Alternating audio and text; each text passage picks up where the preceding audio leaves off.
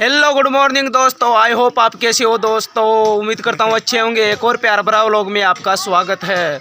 तो गाइज आज हमारे बड़े भाई की लड़की को हमारे बचले भाई मेहंदी पहनाने के लिए आए, तो इसकी खुशी में देखे दोस्तों ये डीजे लेके आए, तो थोड़ी देर में इसको बजाने वाले हैं। तो गाइज हमारे व्लॉग पर अंत तक बना रहे, कितना मजा आएगा देखते रहे दोस्तों। हम खाना खाने बैठ गए और थोड़ी देर में डीजे बजने वाला है, देखते रहना हमारे व्लॉग को। फाइनली दोस्तों हम खाना वाना खाकर हो चुके हैं रेडी, और अब बजाएंगे डीजे। तो देखते रहना दोस्तों, कितना मजा आने वाला है। हमारे डांस भी देखना दोस्तों, हम कैसे नाचते हैं।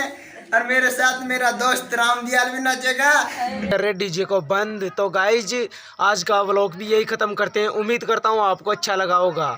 अगर अच्छा लगा हो तो लाइक कमेंट शेयर ज़रूर करें दोस्तों, और हमारे चैनल पर नए हो तो प्लीज़ हमारे चैनल को सब्सक्राइब कर लेना। तो गाइज मिलते हैं अगले व्लॉग में, तब तक के लिए बाय बाय।